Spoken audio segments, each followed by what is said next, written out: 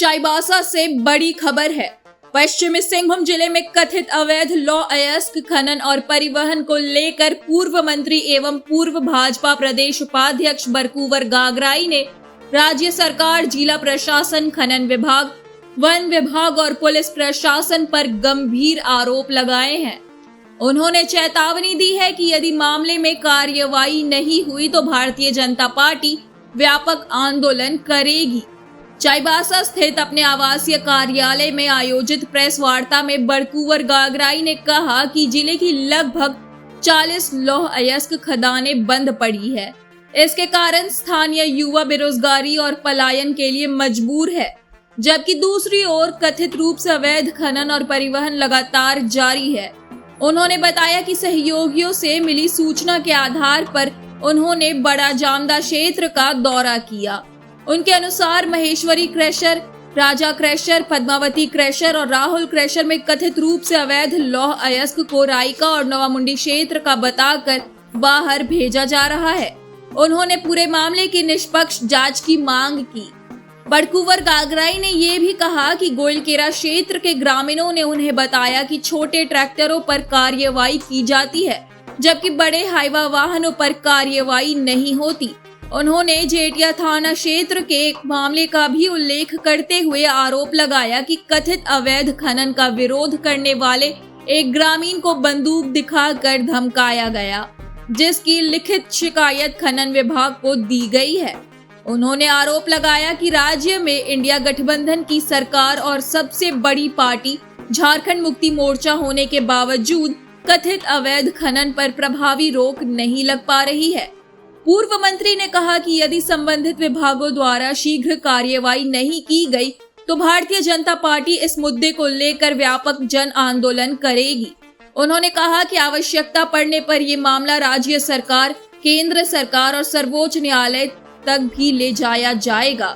साथ ही उन्होंने मांग की कि बंद खदानों को नियमानुसार पुनः चालू कर स्थानीय युवाओं को रोजगार उपलब्ध कराया जाए तथा कथित अवैध खनन और परिवहन पर प्रभावी रोक लगाई जाए। आगे इस खबर को विस्तार से जानने के लिए चलिए जुड़ते हैं हमारे संवाददाता प्रकाश कुमार गुप्ता से। जिले में हो रहे अवैध खनन को लेकर गंभीर है पूर्व मंत्री बरकूवर गागराई। कुछ इन्हीं बातों को लेकर आज अपने आवासीय कार्यालय में उन्होंने प्रेस वार्ता की और पत्रकारों को बताया कि वर्तमान जो यहाँ पश्चिम सिंहभूम में 40 माइंसें बंद है, बेरोजगारी छाई हुई है, लोग यहाँ से पलायन कर रहे हैं। वहीं माफिया तत्वों के लोग जो है वो प्रशासन से साठ गांठ करके मिलीभगत कर अवैध खनन कर रहे हैं। उन्होंने बताया कि जिसका लाइसेंस खत्म हो चुका है वो क्रेशर अभी भी चालू है, छिपा कर लोग काम कर रहे हैं और पुलिस उसका संरक्षण भी कर रही है। तो चलेंगे जुड़ेंगे और जानेंगे क्या बातें हैं अवैध खनन को लेकर पूर्व मंत्री बरकूवर बता रहे हैं। मैं प्रकाश कुमार गुप्ता, उल्हान समाचार लाइव, चाईबासा। हाँ, अभी आप बहुत ज्यादा क्षेत्र का दौरा कर रहे हैं, जिले में घूम रहे हैं और प्रेस से बात भी करना चाहते हैं। क्या है, थोड़ा हमारे दर्शकों को साझा कीजिए। निश्चित रूप से अभी सबको जानकारी है कि आज अभी के समय में जितने भी वैध मतदाता है सारे लोग को SIR के तहत गणना फॉर्म भरना है। इसी के लिए BLA-2 सभी विधानसभा में BLA-2 हम लोग का नियुक्त है। सारे BLA-2 से मिलने के क्रम में कोई मतदाता छूटे नहीं। इसी क्रम में हम सभी जब जामदा क्षेत्र में गए, जामदा नवामुंडी क्षेत्र में, एकदम रास्ते किनारे हम लोग देख रहे हैं जो कोई लाइसेंस नहीं है, सब समाप्त हो चुका है, बंद है। ऐसे क्रेशर में हम लोग जब जाके रास्ता से जाते हैं एकदम रोड किनारे में ही देखिए मोबाइल क्रेशर लगा हुआ है, क्रेशर चालू है, बाहर से ताला लगा हुआ है लेकिन अंदर काम चल रहा है, जबकि लाइसेंस है नहीं। बिना लाइसेंस के किस तरह से चल रहा है, किसके संरक्षण में चल रहा है। जब हम सभी कुछ क्रेशर में जाने का हम लोग ये जांच पड़ताल करने का हम लोग ने किया तो एकदम निश्चित रूप से जब महेश्वरी क्रेशर में गए तो एकदम खुले मोबाइल क्रेशर लगा हुआ है और वहाँ बाहर से बंद है और अंदर में लोग बैठा हुआ है। जैसे हम सभी वहाँ गए तो सारे लोग इधर उधर होने लगे और वो बहुत अवैध रूप से जो बाहर फॉरेस्ट एरिया और माइनिंग क्षेत्र में जो बंद माइंस है ऐसी जगह से अवैध रूप से ला करके ऐसे क्रेशर के अंदर में डंप करके क्रेशिंग करके खुलेआम एकदम दिन दाड़े बड़ी बड़ी गाड़ी में लोड करके लोग ले जा रहा है। एक मैसौरी क्रेशर को हम लोगों ने देखा, राहुल क्रेशर को देखा, राजा क्रेशर को देखा और सवाज के क्रेशर को देखा। बड़ी बड़ी गाड़ी लगी है दिन दहाड़े। जिस समय जब वो माइंस चल रहा था, जिसमें लाइसेंस था क्रेशर का, उस समय उतनी गाड़ी नहीं, लेकिन आज इतना दोगुना गाड़ी लगा है। तो निश्चित रूप से जब हम लोगों ने देखा वहाँ क्षेत्र में इतना बड़े पैमाने पर अवैध रूप से माइनिंग चल रहा है, वहाँ पुलिस प्रशासन दिन भर गश्ती कर रहा है कि कोई वहाँ देखे नहीं। इसके लिए खुद पुलिस प्रशासन और वन विभाग के मिलीभगत से और जिला कानून पदाधिकारी के मिलीभगत से ये अवैध रूप का धंधा चल रहा है। हम लोग वहाँ पता लगाने के बाद, इसलिए मैं प्रेस के माध्यम से आम जनता को बताना चाहता हूँ कि जिस तरह से लोग जेठिया थाना में देखिए, जब अवैध रूप से काम चल रहा है वहाँ एक लड़का चतुम्बा करके या उन्होंने विरोध करने का काम किया। इस तरह से क्यों अवैध करना, चलो उसको कुछ गुंडे तत्व के लोग बंदूक दिखा करके उसको डराने का काम किया और एक होटल से उठा करके ले गया, जबकि लिखित रूप से माइनिंग डिपार्टमेंट को दिया कि अवैध माइनिंग चल रहा है, इलीगल रूप से चल रहा है, उसका जांच करिए। आज तक किसी तरह का कोई नहीं। उसको इतना डराया कि आज इतना डरा हुआ लड़का कि बोलने के लिए एकदम बोलना भी नहीं चाहता है। इसीलिए जो अवैध रूप से क्रेशर में माल डंप हो रहा है, अवैध आयरन और वहाँ गिर रहा है, वो अवैध अभिलंब क्रेशर के मालिक के ऊपर केस होना चाहिए और तुरंत उस पर कार्रवाई और मुकदमा दर्ज हो, ये हम लोग चाहते हैं। और दूसरा है कि एक सरकार झारखंड मुक्ति मोर्चा की चल रही है यहाँ पे।